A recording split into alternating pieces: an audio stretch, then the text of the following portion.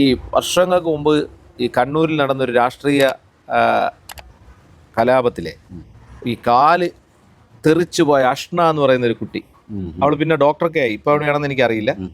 ആ കുട്ടിയുടെ കാലിങ്ങനെ തെറിച്ചു പോയ വാർത്ത ഞാൻ രാവിലെ സ്കൂളിൽ പോകുന്നതിന് മുമ്പ് കണ്ടു, ദൂരദർശനിൽ.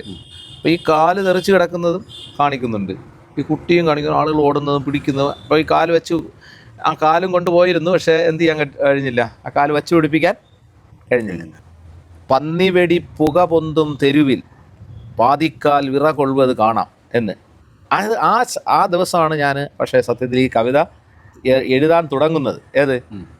യഥാർത്ഥത്തിൽ ഈ കവിത ഉള്ളിൽ തന്നെ ഉണ്ടായിരുന്നു, പക്ഷേ ഈ പന്നിവെടി കണ്ടപ്പോഴാണ് ഈ കുട്ടി ഇങ്ങനെ താഴോട്ടിറങ്ങി അമ്മയുടെ അനിയത്തി, അമ്മയുടെ ഇളയമ്മ, അവളെ ഇളയമ്മ സുഖമില്ലാതെ കിടക്കുന്നു. അപ്പോൾ സ്കൂളിൽ പോകാതെ മോളെയും കൊണ്ട് അമ്മ ഇങ്ങനെ ഈ അനിയത്തിയുടെ വീട്ടിലേക്ക് കയറി പോകുമ്പോൾ അമ്മ അകത്തേക്ക് ഒരു ചിത്രശലഭത്തിൻ്റെ പുറകെ പുറത്തേക്ക് പോകുമ്പോൾ മുകളിൽ നിന്ന് റോഡിൽ നിന്ന് ഉരുണ്ട ഒരു സാധനം വന്ന് വീണിട്ട് തെറിക്കുന്നു, കാലങ്ങ് പോകുന്നു. അപ്പം ഇത് ആണ് അവിടെ നടന്നത്. അപ്പം അതാണ് പന്നി വെടിപ്പുക പൊന്തും തെരുവിൽ പാതിക്കാൽ വിറ കൊള്ളുവതു കാണാം, ഒഴിഞ്ഞ കൂരയിൽ ഒളിഞ്ഞിരിക്കും കുരുന്നു ഭീതി കണ്ണുകൾ കാണാം, മങ്ങിയ കാഴ്ചകൾ കണ്ടു മടുത്തു കണ്ണടകൾ വേണം.